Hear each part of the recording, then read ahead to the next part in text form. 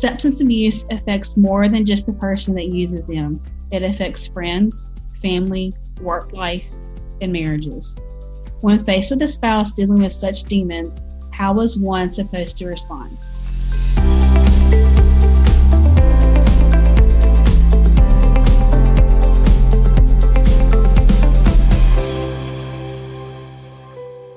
Hi all, I'm Brandy Bostic, and this is my friend Jenny Street. I met her back in my college days when I was involved in the BCM. She was the BCM Associate Director, and I was just a student. But we kept in touch over the years, and now she lives in Virginia with her husband and two precious kiddos. So thanks for joining me, Jenny. How's the weather on the East Coast? No hurricanes? No hurricanes. We've had some great fall weather. Leaves are changing and falling, and it's pretty nice here. Good deal. I'm like, changing leaves? Like, what is that like? No, it's pretty fun. Yeah. Well, today we're going to talk about substance abuse and more specifically how it has affected you in your marriage. When did you first learn that your husband had a problem with alcohol and drugs? My husband has had a kind of a long time history of drug and alcohol abuse. I knew about it before we got married, but at that time it wasn't an issue really. It was fine. There wasn't, anything that I needed to worry about. Being naive to a lot of that life and trying to overlook certain things. But it's like, just being accepting, like, well, everybody's not. Yeah. No one's perfect. I mean, it's not overruling his life, so we can handle that.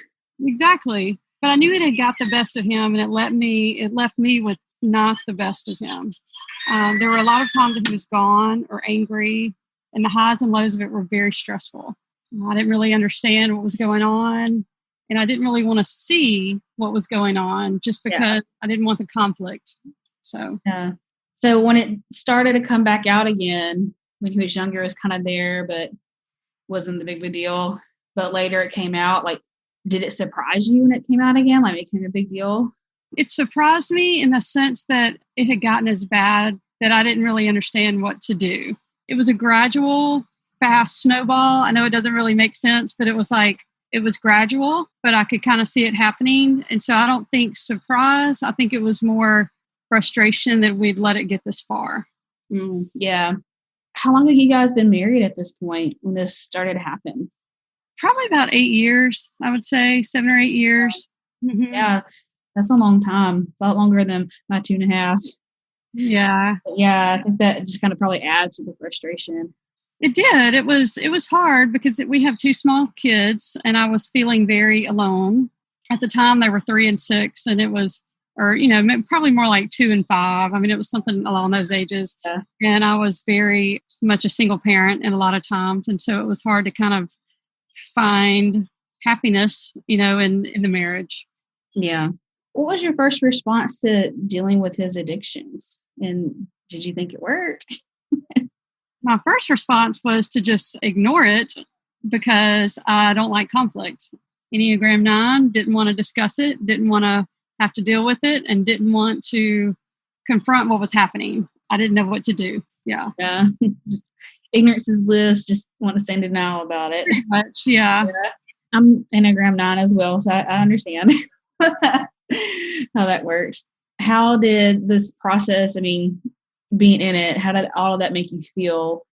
I was angry. I was sad. I was confused. I was angry at him, and I wasn't happy at all. Definitely understand all that, and probably even just a sense of betrayal as well. Yes, definitely. Definitely betrayal. When you're married to an addict, you're not their priority. Their addiction is their priority, whatever it is, whether it's food, drugs, alcohol, anything. Yeah. You're not the priority. And that makes you feel very less than in a marriage. And so it can make you angry and lonely. Did you fear how this was affecting your children?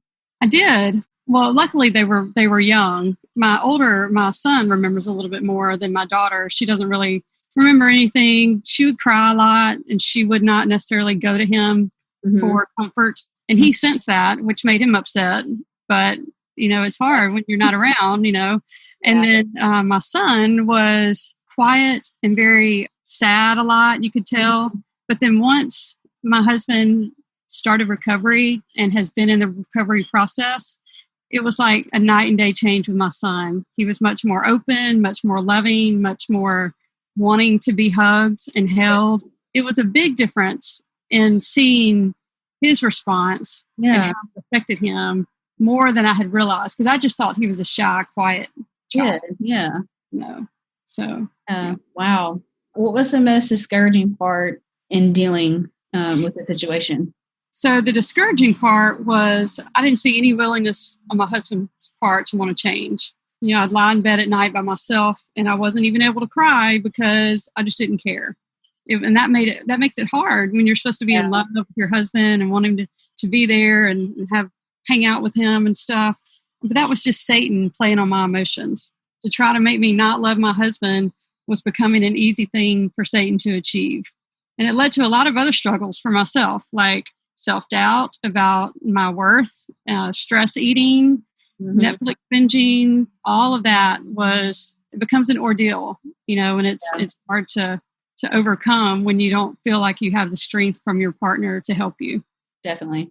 Well, what kept you in the marriage? Like, did you guys get counseling, or like what kept you in it? So several things kept me in the marriage. One is that I'm just not a big proponent of divorce. It's not something that it's not a place that I come from. And so I wasn't looking to end the marriage, but I wanted to see if we could work through it. We did try counseling, but until he was ready to get sober, I was like, well, this is just not going to mean anything if he's not even trying. It's just going to be wasted money if he's, it's just, I'm not going to believe anything he's saying if he's not trying to get clean and us go to counseling. But we are still in counseling. It's still something that we do, every 4 to 6 weeks, just we meet with a Christian counselor who is amazing. And we've been able to just have that as a safe place for us to talk about things. Wow. Was there anything else that influenced you or like that encouraged you during this time? Yes, I read a lot of books. And so I see that there are a couple of books that really kind of stood out to me. I have a mentor at my church that I love, and she's helped me through a lot of this ordeal. And she recommended the book Adorned by Nancy Wogemuth. And it's not really about addiction or anything. There are some parts in it that deal with addiction to, all different kinds of things, not just drugs and alcohol, but other things. But anyway, it talks about being a spiritual mentor. So it's based on the book of the Bible, Titus chapter 2, verses 3 and 4, where we are to be role models. Older women are to be role models for younger women, and that's something that I want to be. I want to, I've had so many people that I've looked up to as spiritual mentors in my life. And I've seen it as people who I want to be like. You can always mentor someone and you can always be mentored. You're never too old or too young to have either role. That's kind of what I see. And so in order for me to do that, I knew that I needed to be faithful to what God was calling me to be in this marriage as a wife. And so I knew that I needed to just, stick it out and see what could happen and pray for my husband as well. Yeah. Was there anything else that you read? Yeah, I read another book by Lisa Turkist, and it's called It's Not Supposed to Be That Way. And this book actually came out probably when I was more in the midst of dealing with all of this that I was going through a couple of years ago. But I was so scared to read it. I really did not want to read it at that time because I knew what she had gone through. And so I was really for some reason, I just waited to read it. And so I started reading it more towards the beginning of his clean time. And it was like everything that I went through, she was very relatable in a lot of her words and things. Yeah. A lot of what I was feeling, she made me feel validated in what I was reading. Like it wasn't just me that was having to go through all of this, but it was also other people. And so one of the lines in Lisa's book said, it's like, I knew that God was speaking to me because there was such a raw and familiarity to her words to know how I was feeling. She has a section that covers Psalm 40 as well. One paragraph that really resonated with me was this, and I'm going to read what she said. And in your most private moments, you want to scream words you don't use around your Bible friends at the unfairness of it all. You too have memories that still hurt, realities that make you swallow back tears, heartache that pumps sorrow through your veins, sufferings that seem forever long, and you're disappointed that today you aren't living the promises of God you've begged to come to pass. You're tired of the disappointment lingering a little too long and being a bit too hard. And that's just one of the paragraphs that I underlined in that whole book. It felt really raw reading it, though, because I was there. Yeah. I was disappointed with the realities that I was facing. I knew that God was good. I trusted that he was in control and that he had an ending that I couldn't imagine. Yeah. I went to an event that Lisa had several months ago, and it was equally profound for me. It talked all about forgiveness. A lot of it had to do with what she went through with her husband, but it was powerful to hear how she talked about forgiveness and some things I haven't really heard about through the church. And one was how there's different types or different phases of forgiveness. You can forgive the person in the action, and that's one thing. And so, okay, I forgive that. The other part is forgiving the impact of what that was, and that's a whole other ball game. And it was just refreshing to hear about that, and how you could say well, I'm not ready to move on. I'm still dealing with the hurt, but it's been covered by the blood of Jesus, and I'm going to let it rest in that. And that was very powerful to hear during that little event. So I'm glad you had those books to read. Was there anything else that your friends were saying to encourage you during this time? They've been there for me through a lot. And so I knew that I could trust them when I was confiding in them. This isn't something I wanted to go around and slander my husband, making accusations or anything about stuff that he would never be able to recover from, because that's not what we want to remember. I don't want to remember it all. And I don't want people to just look at him and remember that, because you want your husband, you want to be proud of your husband, and I'm so proud of him. He's done an amazing job, clean and sober for 16 months now. And it's just, it's been an amazing almost year and a half that we've been rediscovering each other and the familiarity that we have with each other. But my friends have had different reactions to the situation. Like everything that I was trying to talk to them about, they were either very direct, they were thoughtful, they were like, well, I can't believe this is happening. They were much on my side, like, no way. No way, yeah. Or they wanted to pray for me. They listened, they cried with me. It was like God knew who I needed at each time, because there were times that I couldn't even pray. There were times that I just didn't even want to pray, and I just didn't care. But God knew that I needed them to help walk me through this. Yeah, that's him holding your hand. Or are things better now that he's clean and sober? Yes. So clean and sober, like I said, June 8th, 2019. So 16 months. It's been a great 16 months, but it's been a very much of a learning process, learning to trust again, because once you lose trust, it's hard to gain it back. It wasn't something like, it's taken me a solid year to really be able to trust him again. Yeah. And to be happy with him again. Yeah. And just have that softer feel to have with him. But it says in verse 3 of Psalm 40, it says, God put a new song in my mouth, one of praise. And I'm definitely singing his praises. To watch my husband transform to be the husband and the father that he's always wanted to be has been such a blessing. And it's been such an inspiration to me and to our family to have that. So for me, I have a softer energy around him. I just said that earlier, but to explain what that means is it means I'm not as stressed or as tense. I'm not worried about if the situation is going to upset him, whether it's the kids are too loud or work was too hard or, something is setting him off. I'm not worried about, something going wrong and that he's not going to react too harshly, because as an Enneagram 9, as I mentioned, the peacemaker, you want everything peaceful. You want it to be calm, and you don't want all the drama. And so to have the drama, it's disheartening for me. And I'm so happy to hear that. And for Matt and your whole family, I'm so glad that you guys are been on the road of healing, and you're just getting better and better with each other. How would you say that you grew closer to God during this long valley? Yeah. So trusting that God is going to get me through is huge. Did I have the permission to give up on Matt? I don't think I did. I didn't feel released from this marriage. There was no affair. There was no abuse. There wasn't anything biblical that I felt like, I could get out of it.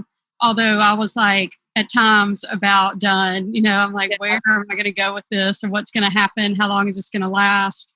When you're in the valley, just because your husband's acting crazy doesn't mean that you can give up. You have to trust that God is there, trust that he's in control.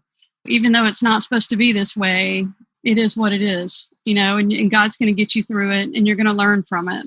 And I knew that God was still good, and I knew that I could trust in him. He was not only my hiding place and my comfort, he was also holding me by my right hand. As it says in Psalm 73, he's going to hold you by his right hand. And I felt like I was being carried through, because there were times that I'm like, I can't do this. I just don't know what to do. And so it was very comforting to know that I had Jesus to help get me through this. Yeah. Well, what would you say now to someone in a similar situation? That God loves us more than we can comprehend. God gives us the muck that he thinks we can get through. There's things that there's no way that God's going to give me more than I can handle. Mm-hmm. And that's not true. God's going to get you through. He's going to give you what, even if you can't handle it, it's because he wants you to help, to ask him for help. Yeah. To be able to help you get through it. Yeah, because you can't not withstand it, but he can. He always Exactly. Yeah. Well, I'm so glad that you guys are working through this, and that there's a happy ending to the story. I feel like people have gotten a chance to hear today a story of triumph, of redemption, forgiveness, and God's faithfulness. And I'm so glad that we got to have this conversation today. Well, thank you, Brandy. I'm super excited that we got to talk. And I know that, faithfulness is something that is not easy for us sometimes to understand, but to know that God is faithful and that he's going to carry you through is exactly what people need to hear. I think they need to know that, that he is faithful and that he will guide you through. My name is Jenny, and this is my story of the middle. Psalm 40, verse 2. He brought me up from a desolate pit, out of the muddy clay, and set my feet on a rock, making my steps secure. Thanks for listening. I'm your host, Brandy Bostic, and you've been listening to Up From the Muck podcast.